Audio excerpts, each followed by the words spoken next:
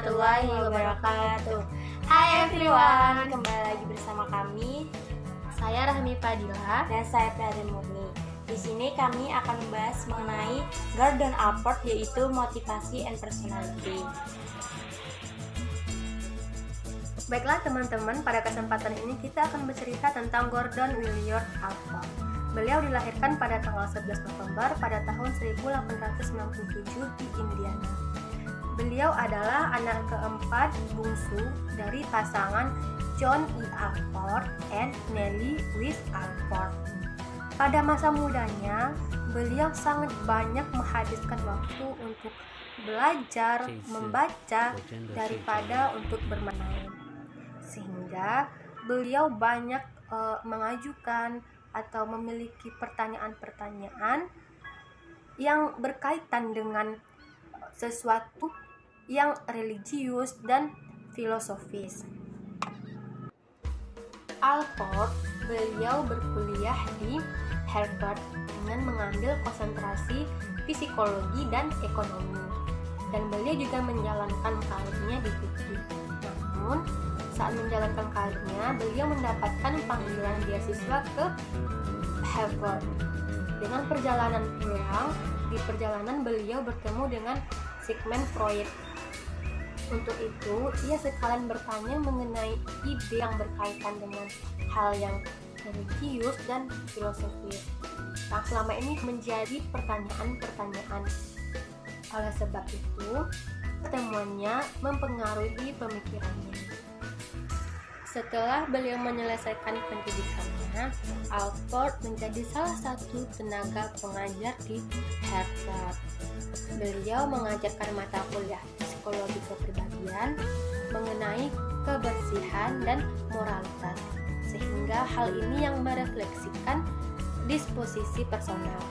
Kemudian Allport menikah dengan Lufkin Gold yang ia temui pada saat mereka sama-sama pasca sarjana. Kemudian mereka memiliki satu anak yang bernama Robert yang kemudian menjadi dokter anak. Istrinya merupakan kontributor utama dari hasil kerja Allport. Keunikan individu Allport, beliau tidak setuju dengan teori psikoanalisis. Ia berpendapat bahwa manusia normal merupakan makhluk yang rasional yang diatur terutama oleh tujuan kesadaran yang bermula dari masa kini dan yang akan datang, dan bukan dipengaruhi oleh masa lalu. Prinsip dasar dari tingkah laku adalah terus-menerus bergerak mengalir. Kepribadian merupakan organisasi dinamik dalam sistem psikofisik individu yang menentukan penyesuaiannya yang unik dengan lingkungannya. Definisi kepribadian ini memiliki 3 unsur pokok. Yang pertama yaitu dynamic organization. Dynamic organization merupakan kepribadian terus-menerus berkembang dan berubah, dan di dalam diri individu ada pusat organisasi yang mewadahi semua komponen kepribadian, menghubungkan satu dengan yang lainnya. Kedua yaitu psychophysical system, menyatakan bahwa kepribadian bukan hanya konstruk hipnotetik atau yang dibuat oleh pengamat, akan tetapi ini merupakan fenomena nyata yang merangkum elemen mental dan neural yang disatukan ke dalam unik kepribadian. Yang ketiga yaitu ada determine. Determine mempertegaskan kembali bahwa kepribadian adalah sesuatu dan mengerjakan sesuatu, bukan sekedar konsep yang menjelaskan tingkah laku orang, tetapi bagian dari individu yang berperan aktif dalam tingkah laku orang itu. Struktur kepribadian yang pertama itu adalah sifat atau trait. Trait adalah predisposisi untuk merespon secara sama kelompok stimulus yang mirip. Trait sebagai struktur neuropsik membimbing orang untuk bertingkah laku yang konsisten dengan lintas waktu dan tempat. Allport menjelaskan sifat-sifat yang penting dari trait. Yang pertama itu nyata. Trait itu bukan konsep yang abstrak, akan tetapi trait itu bersifat objektif dan nyata, yakni struktur neuropsik. Yang kedua itu membuat banyak stimulus berfungsi ekuivalen. Ini mengandung maksud bahwa trait itu telah menetapkan orang untuk memandang berbagai stimulus memiliki makna yang sama. Maka akan direspon dengan tingkah laku yang sama. Selanjutnya yaitu mengubah atau menentukan tingkah laku. Trait yang kuat memiliki kekuatan untuk menggerakkan tingkah laku atau mendorong orang untuk mencari stimulus yang sesuai, sehingga dapat menampung ekspresi itu. Trait yang lemah hanya bisa membimbing tingkah laku yang sudah siap untuk bergerak. Yang keempat ada empirik. Trait bisa disimpulkan melalui berbagai pembuktian empiris. Contohnya, disimpulkan dari terjadinya tingkah laku yang berulang, yang mempunyai makna yang sama. Trait terbagi atas dua, yaitu trait umum dan trait individu.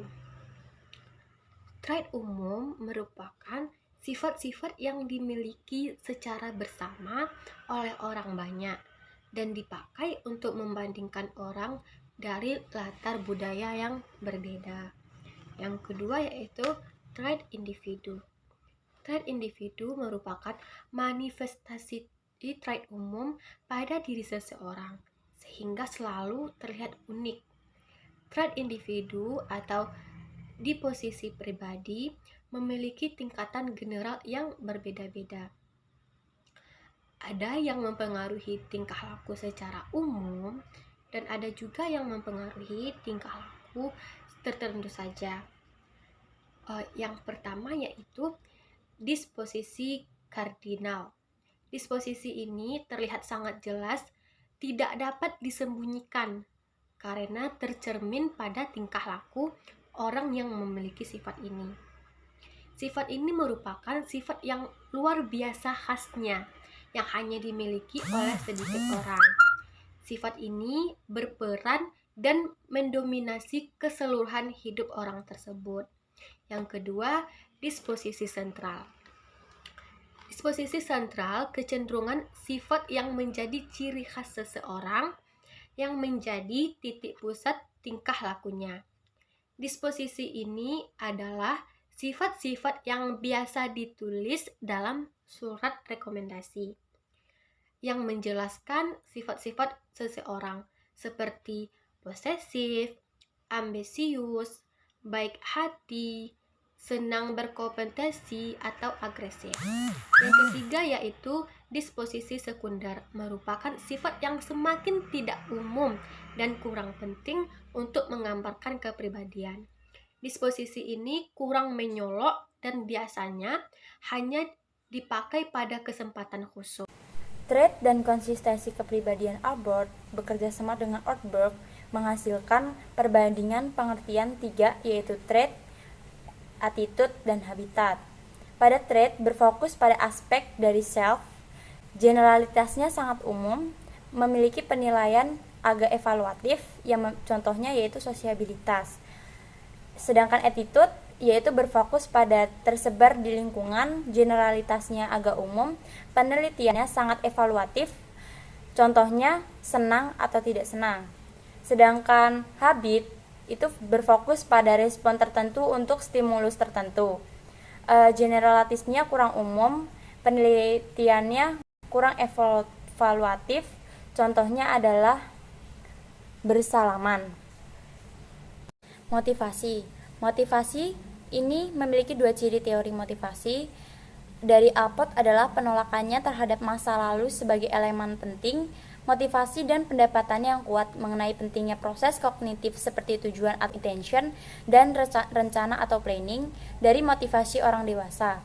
Manusia pertama-tama adalah makhluk sadar dan rasional yang berbuat berdasarkan apa yang diharapkannya dapat dicapainya, bukan berdasarkan keinginan primitif atau berdasarkan limbah pengalaman traumatik masa lalu. Indikator terbaik tentang apa yang akan dilakukan orang sekarang dan masa yang akan datang adalah intensi orang itu. Motif primitif mungkin berlaku pada bayi, namun sesudah dewasa terjadi perubahan. Menurut Maslow, motivasi harus difahami dengan dasar sifat-sifat motivasi. Adapun 4 motivasi yang dikemukakan oleh Abraham Maslow, yaitu yang pertama adalah kontemporer atau kekinian. Kontemporer atau kekinian adalah hal masa lalu bisa menjadi motivasi hanya kalau kini juga menjadi kekuatan pendorong. Yang kedua adalah pluralistik atau kompleks, yaitu tidak dapat disederhanakan menjadi beberapa drive seperti mencari kenikmatan, mengurangi tegangan, atau kekuatan rasa aman. Yang ketiga adalah melibatkan proses kognitif, yaitu membuat perencanaan tujuan secara sadar. Yang terakhir adalah konkret dan nyata. Konkret bukan sesuatu yang abstrak. Otonom fungsional. Otonom fungsional ini memandang motif-motif orang dewasa beraneka ragam. Mandiri sebagai sistem kontemporer, berkembang dari sistem antecedent, tetapi secara fungsional tidak tergantung kepada sistem itu.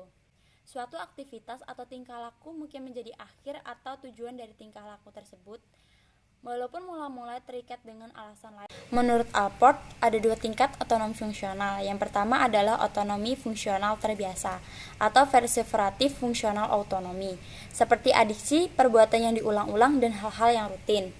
Perseveratif adalah kecenderungan suatu pengalaman mempengaruhi pengalaman berikutnya.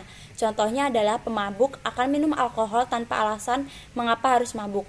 Mula-mula, remaja belajar merokok karena ingin menjadi hero, tetapi sesudah itu dia merokok karena dia ingin merokok. Yang kedua adalah otonomi fungsional appropriate atau appropriate functional autonomy. Seperti minat yang dipelajari, nilai-nilai, sentimen, tujuan, motif-motif, disposisi pribadi, gambaran diri, dan gaya hidup.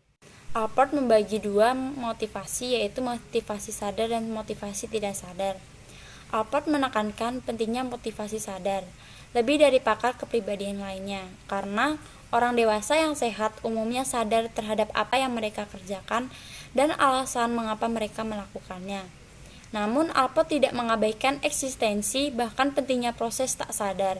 Dia mengenali kenyataan adanya motivasi yang didorong oleh impuls masa anak-anak dan dorongan sublimasi.